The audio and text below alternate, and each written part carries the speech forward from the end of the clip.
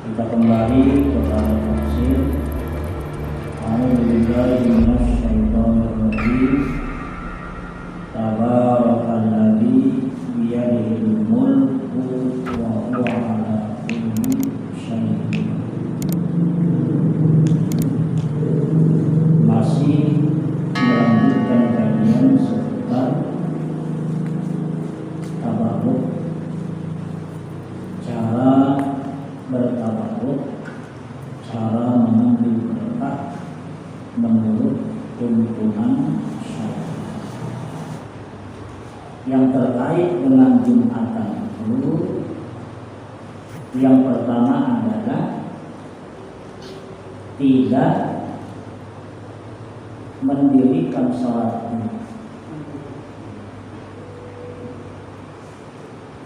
atau tarku sholatil Jumat, meninggalkan sholat Jumat. Jadi perkara meninggalkan sholat Jumat ini untuk saat ini, untuk zaman di mana kita hidup pada hari ini, meninggalkan sholat Jumat itu sudah dianggap sebagai hal yang banyak.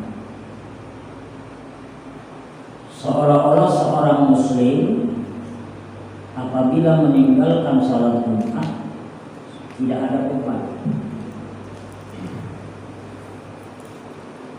no problem, tidak ada masalah. Ketika dia meninggalkan sholat Jumat, dia tinggalkan. Tidak ada perasaan berdosa, tidak ada perasaan bersalah. Ini problem umat muslim pada hari ini. Padahal Rasulullah Shallallahu Alaihi Wasallam sudah mengingatkan kepada kita 15 abad yang lalu. Apa di antara peringatan beliau Shallallahu Alaihi Wasallam? La yantahiyanna aqwamun an wada'ihimul jumu'ah aw la yahtamanna Allahu ala qulubihim thumma la yakununna minal ghafilin.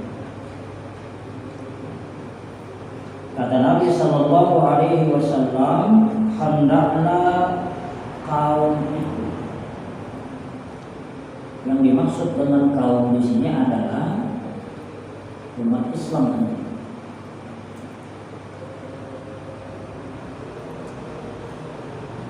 menyudahi, mengakhiri kebiasaan meninggalkan salat Jumat, atau layak timanallahu ala qulubihim, atau Allah menutup, mengunci mati hati-hati mereka. Tsumma yakununa minal ghafilin, sehingga mereka menjadi orang-orang yang lalai. Jadi kalau berani meninggalkan salat Jumat, pada akhirnya dia juga akan berani meninggalkan puasa Ramadan, akan berani meninggalkan salat fardu, akan berani meninggalkan hal-hal fardu lainnya. Kenapa? Karena hatinya sudah dikunci mati, sehingga ia termasuk orang-orang yang lalai. Kemudian di dalam hadis yang lain, Nabi juga memperingatkan, man taraka salasa jumu'atin min ghairi udhrin kutiba minal munafiqin. Barang siapa yang meninggalkan salat Jumat 3 kali, 3 kali di situ bisa jadi 3 kali berturut-turut. Hari Jumat ini pada sholat Jumat, Jumat berikutnya pada sholat lagi, Jumat berikutnya pada sholat lagi. Atau diselang-seling, ini sengaja meninggalkan sholat Jumat. Kemudian minggu depan sholat Jumat, minggu depannya sholat Jumat, minggu depannya lagi sengaja meninggalkan sholat Jumat, sampai 3 kali tanpa uzur syar'i, tanpa ada alasan yang dibenarkan oleh syariat. Maka ancamannya adalah kutiba minal munafiqin, maka dia dicatat, disegel, ya distempel sebagai orang-orang munafik. Jadi orang yang 3 kali meninggalkan sholat Jumat dengan sengaja, tidak ada uzur syar'i, tidak ada alasan baginya untuk meninggalkannya, tapi dia tinggalkan dengan sengaja, dia tinggalkan dengan kesadaran, maka disegel hatinya, distempel hatinya, dicatat sebagai orang-orang munafik. Hadis ini diriwayatkan oleh Al-Imam At-Tabrani dalam Al-Kabir dari Usama bin Zaid. Itu terdapat di dalam Sahihul Bukhari. Kalau hadis yang pertama tadi, orang yang meninggalkan Jumat itu akan dicatat sebagai orang-orang yang lalai, itu diriwayatkan oleh Imam Muslim dan Imam Ahmad. Kemudian Imam An-Nasa'i dari Ibnu Abbas. Nah, jadi dua-duanya ini sahih.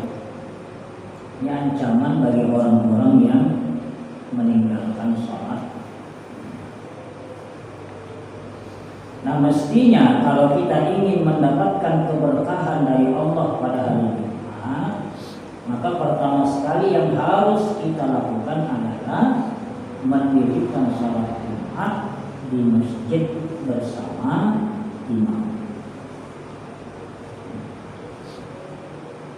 Nah, jadi tidak ada alasan untuk meninggalkan sholat Jumat terkecuali memang kita memiliki alasan-alasan syar'i.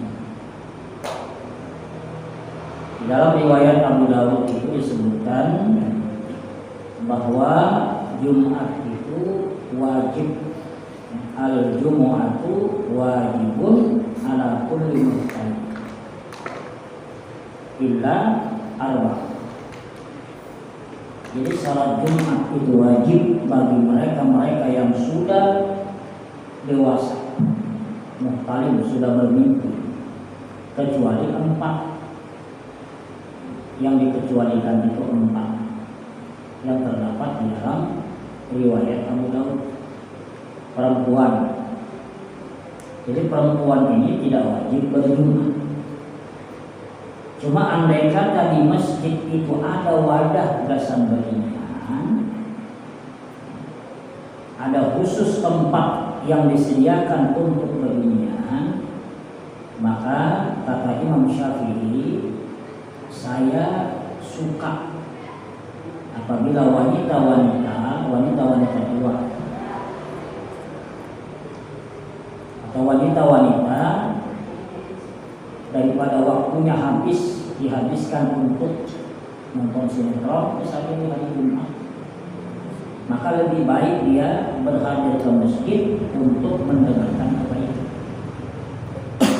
Apabila seorang perempuan sudah berhadir di salat Jumat, maka dia tidak wajib lagi untuk melaksanakan salat Jumat. Tapi tidak wajib.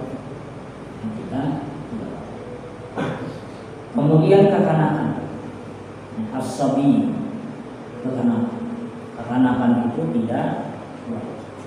Nah, cuma orang tuanya wajib membimbing. Jangan dibiarkan kekanakan itu tidak salat Jumat dengan alasan masih kecil. Jadi jangan dibiasakan kekanakan itu melakukan maksiat kepada Allah dengan alasan masih kecil. Sebab nanti kalau sudah dewasa, kebiasaan melakukan maksiat itu sudah menjadi darah. ada bapak dia masih kecil, kencing misalnya, ada basuh, kalau bapak ini masih kecil, ada bapak. Karena bila ia sudah dewasa, maka kebiasaan itu sudah menjadi tradisi hidup. Kekanakan masuk toilet misalnya, bebarang aja kakinya. Padahal kan sunnahnya masuk toilet kaki kiri, keluar kaki kanan. Lalu kemudian ada kekanakan masuk WC, masuk toilet, alasannya ada papa juga, dia masih kecil, dia masih halus, akhirnya bisa berubah. Ini pemikiran yang salah. Nasihat para ulama, jangan dibiasakan kekanakan itu melakukan kesalahan dengan alasan mereka masih kecil. Karena nanti kalau dia sudah dewasa, kebiasaan maksiat itu akan menjadi darah. Kami kada dibasuh, masuk WC sembarangan, sholat Jumat ditinggal misalnya, itu akan menjadi kebiasaan seiring dengan dia menjadi dewasa. Maka jangan dibiarkan. Jangan dibiarkan.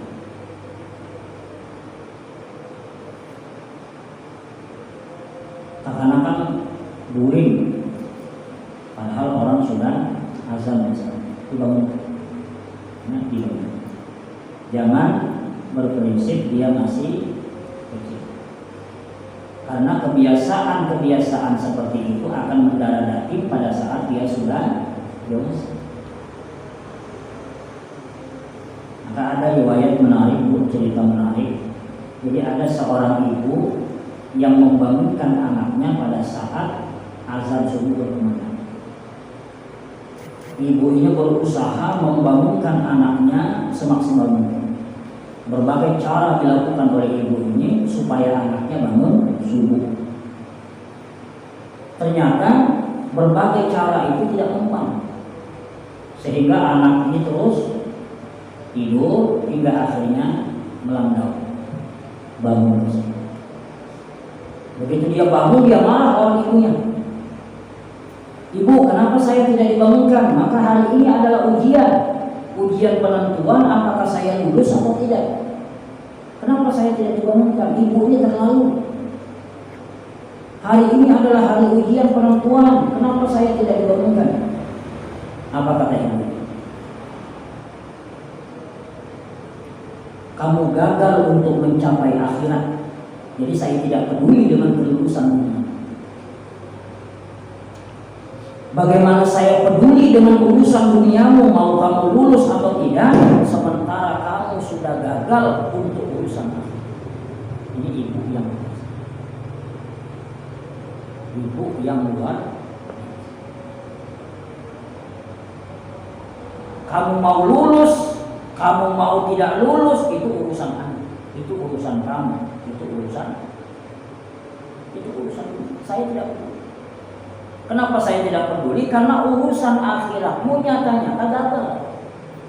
Azan subuh kau tidak bangun, sholat subuh kau tinggalkan, akhiratmu gagal. Jadi saya tidak peduli dengan urusan apakah kamu berhasil urusan dunia atau itu jawabannya. Nah, ibu ini tidak ingin kemaksiatan itu, kebiasaan buruk itu mendarah daging pada tubuh anaknya pada saat dia sudah dewasa dengan alasan dia kan masih.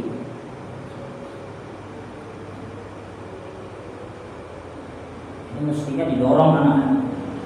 Walaupun abahnya pada sholat Jumat, anaknya barang. Abahnya pada umpatan sholat Jumat, anaknya.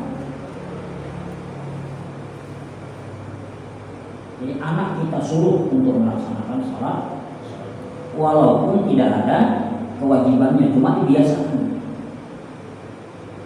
Kemudian al-mamlu, hamba sahaya itu dia kan milik tuannya. Makanya hamba sahaya itu dengan keluarganya yang merdeka itu tidak bisa saling mewarisi. Apabila misalnya ada keluarga dari hamba sahaya ini yang mati,